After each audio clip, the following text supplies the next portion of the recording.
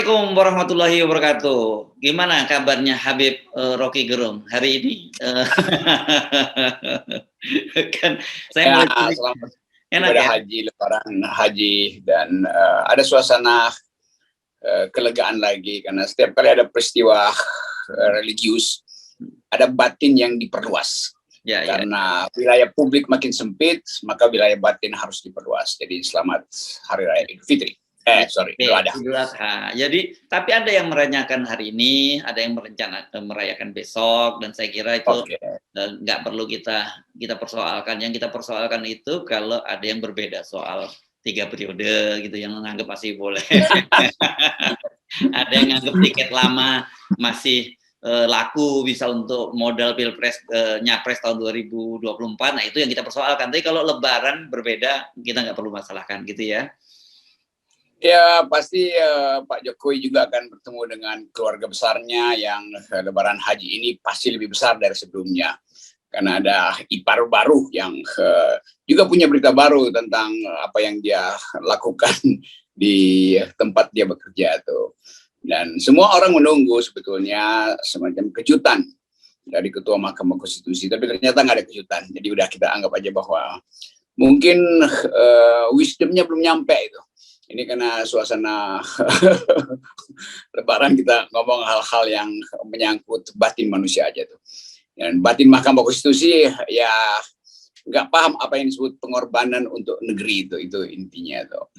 Oke, nanti kita bahas itu. Tapi saya kira kita perlu update ya satu dari berita internasional yang menurut saya sangat penting dan menjadi perhatian dunia, yakni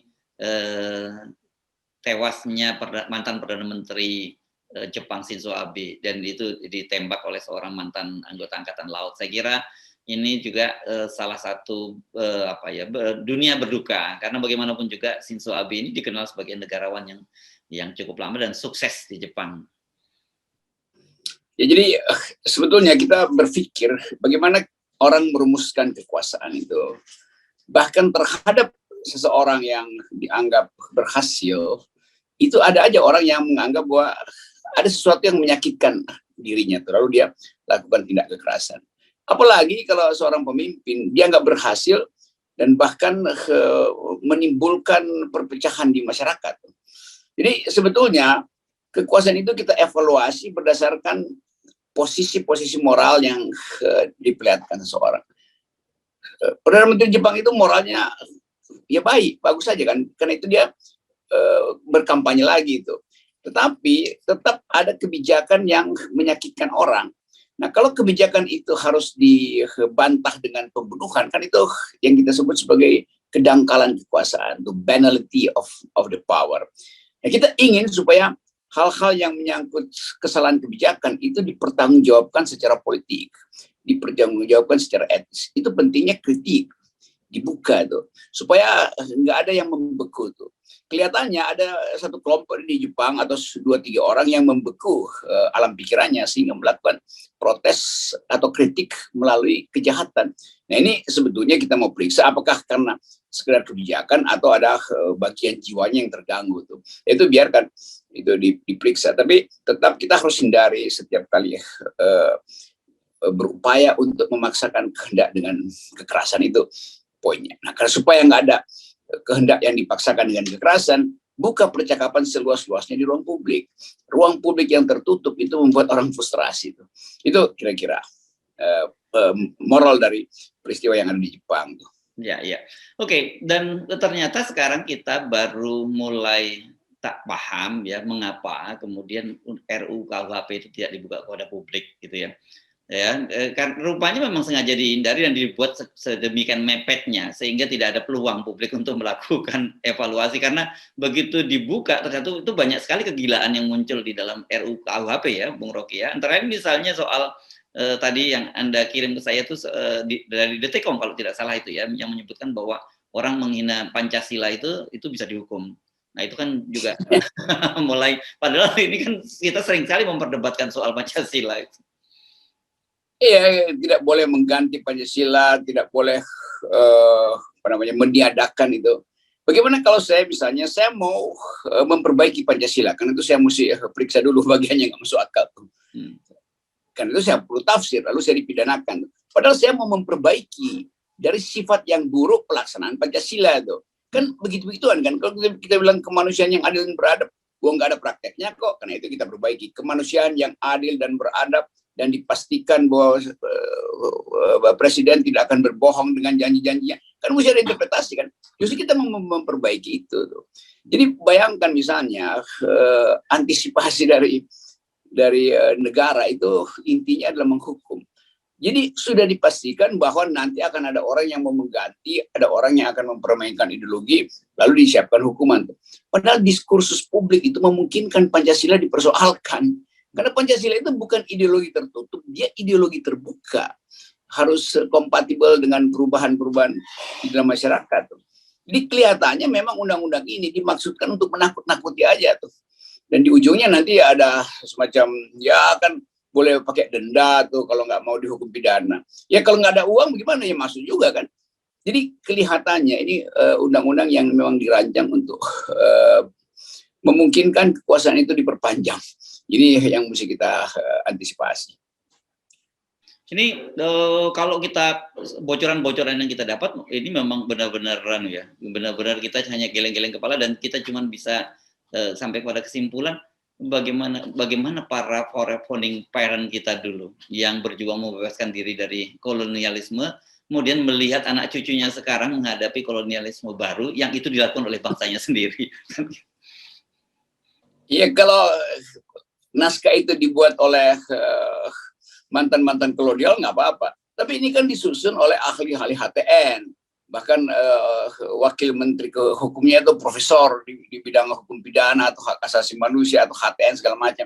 Tapi ini orang-orang yang nggak paham apa fungsi dari sebuah hukum pidana dibandingkan dengan memperlebar percakapan publik supaya tidak terjadi kejahatan pidana, terutama yang menyangkut pidana politik. Jadi bayangkan, politik itu masih ada unsur pidananya tuh. Menghina presiden kan itu peristiwa politik. Di dalam kampanye ya biasa aja orang menghina presiden. Apa susahnya tuh? Tapi kemudian dianggap kan presiden punya martabat. Nggak ada, presiden nggak punya martabat. Martabat itu melekat pada manusia, bukan pada jabatan itu. Kan itu intinya yang selalu kita katakan tuh. Tapi nggak ada yang mau peduli itu karena di kepalanya udah dianggap bahwa presiden akan berbahaya kalau berhadapan sama oposisi. Karena itu oposisi mesti didiamkan. Cara mendiamkan oposisi adalah KUHP. Kan ngaco kan? Kan kalau kita belajar legal filosofi, presiden itu bukan objek hinaan karena dia lembaga. Yang bisa dihina manusia konkret. Kan begitu dasar kita kan. Nah, sekarang hukum pidana itu memasukkan orang yang harusnya dilindungi adalah yang rentan untuk martabatnya diacak-acak. Siapa yang potensial mengacak-acak martabat rakyat? Ya presiden. Karena presiden punya semua kekuasaan.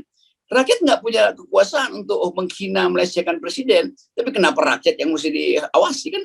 Ajaib kan? Jadi perlindungan terhadap presiden itu artinya secara tidak langsung dianggap bahwa presiden itu memang potensial untuk dikritik dan potensial untuk dihina. Padahal sebetulnya yang dihina dan dikritik adalah kebijakan publik dari presiden, bukan jati diri dia sebagai manusia. Itu gagal dipahami oleh kedunguan yang ada di parlemen dan di pemerintah. Sebenarnya kritik juga boleh kok, Bung Rocky, kalau saya baca rumusan pasalnya. Tetapi Anda harus menunjukkan di mana keburukannya, di mana kebaikannya, dan kemudian Anda harus menunjukkan juga solusinya. Ya itu kan akhirnya kalau saya baca naskah itu, dia sendiri ragu dengan rumusan itu karena itu dia tambah predikat macam-macam. Anda harus kasih ini dan kasih bukti jam berapa dia berbuat salah itu di detik berapa, cuaca lagi mendung apa cuaca lagi bagus, ada bunyi cicak apa enggak tuh. Lama-lama begitu mesti membuktikan kan. Jadi sekali lagi karena ketidakmampuan untuk berpikir abstrak maka di-bypass lah. Udahlah, pokoknya yang bukan kritik kita sebut hinaan. Nah, yang kritik apa kalau begitu tuh? Kan itu yang disebut membuat definisi dengan memperluas predikatnya sehingga segala sesuatu bisa diseret melalui interpretasi yang lebar itu. Karena itu penting untuk mengingat lagi ini pasal-pasal karet sebetulnya tuh. Jadi tetap ini pasal kolonial dan nggak ada yang mampu menerangkan bahwa di mana aspek yang non kolonial di situ. Di negeri Belanda seluruh pasal itu dibuang. Kita masih justru mengulangi itu dengan beban yang lebih berat lagi. Kalau di masa otoriter ya memang masuk akal. Ini masa demokrasi, ada pasal-pasal dungu itu. Nah, dan saya kira pasti nanti jawabannya jelas karena kan DPR kelihatannya udah menyatakan bahwa akan segera mengesahkan ini dengan bahas. Memang tidak menyatakan begitu, tapi tidak ada lagi ruang pembahasan. Dikatakan begitu kan oleh anggota DPR. Nah, pasti mereka nanti ketika kita protes silahkan bawa ke Mahkamah Konstitusi. Dan ketika kita disuruh kita datang ke Mahkamah Konstitusi, kita akan dihadapkan persoalan bahwa Anda tidak punya legal standing. Saya jadi bingung nih, hidup di bangsa kita ini, jadi apa alas hukum kita sebagai bangsa ini kelihatannya nggak punya apa-apa kita di negara ini. Iya, ya itu yang kita sebut moral hukum kita udah nggak ada. Sehingga apapun yang dibayangkan bisa diselesaikan secara hukum, orang anggap ya percuma. Toh pintunya ditutup tuh, bahkan digembok dari dalam, dan yang di dalam itu menggembok dirinya karena takut ketahuan dungunya, kan itu kan intinya. Kalau orang pintar, orang bijak gitu, dia akan undang, silakan masuk, mari kita berdebat di Mahkamah Konstitusi. Ini ditutup dari awal dengan dalil open legal policy dan yang biasa itu tidak punya legal standing gitu. Dan kita bertanya, lalu kalau rakyat tidak punya legal standing, kenapa kalian takut berdebat tuh?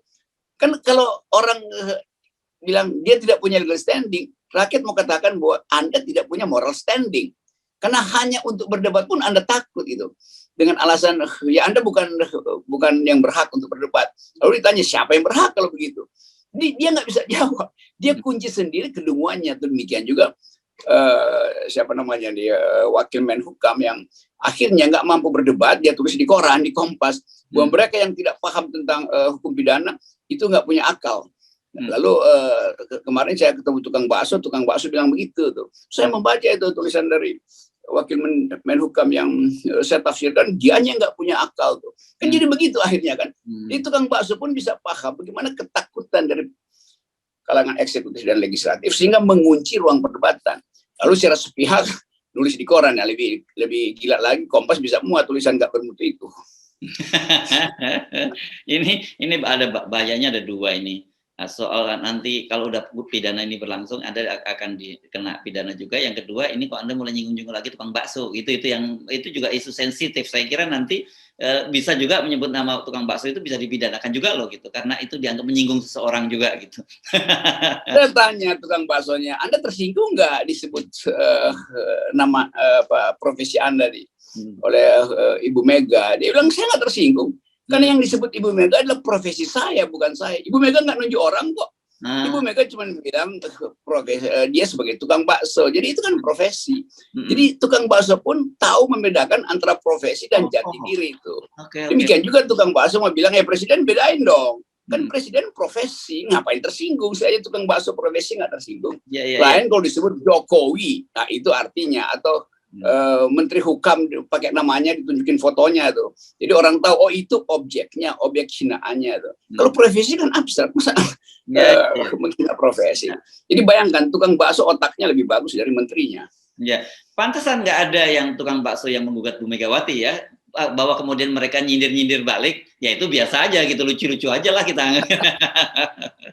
Iya nggak ada kan, nggak ada yang mempersoalkan Ibu Mega menghina kami, itu enggak. Apalagi kalau disebut tukang bakso, bagi semua tukang bakso dihina dong. Karena mereka paham, mereka bisa membedakan antara fungsi dan objek dari hinaan itu, yaitu martabat manusia. Dia menganggap bahwa saya punya martabat, saya tidak terhina.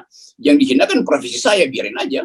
Nggak ada soal buat saya. Yang penting saya tidak merasa bahwa martabat saya terganggu. Demikian juga, atau apalagi kalau seorang presiden harus dilindungi profesinya, padahal martabatnya yang buruk gitu kan. Jadi bagian-bagian itu sebetulnya yang membuat banyak paradoks di dalam kitab undang-undang itu. Tapi paradoks itu memang tidak mungkin diselesaikan oleh orang yang otaknya terbatas, oleh pembuat undang-undang yang otaknya sempit, dan oleh pakar-pakar HTN atau pakar-pakar pidana yang disewa oleh negara untuk membenar-benarkan otak sempit dari negara. Ya.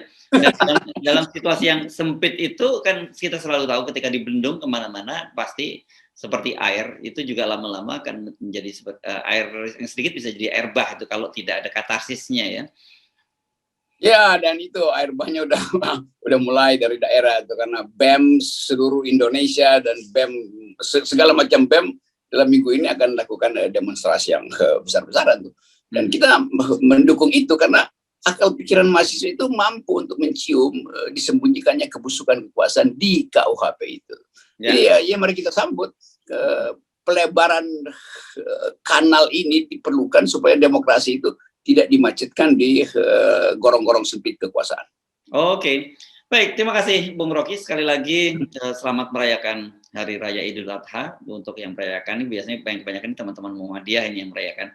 Tapi besok kita ternyata juga harus mengucapkan lagi selamat Hari Raya, karena besok juga akan ada Hari Raya. Semakin banyak selamat kita ucapkan, semakin legah persahabatan antar bangsa. Oke, terima kasih. Tetap 0%. Bersahabat di dalam 0%. Yes. Oke. Thank you.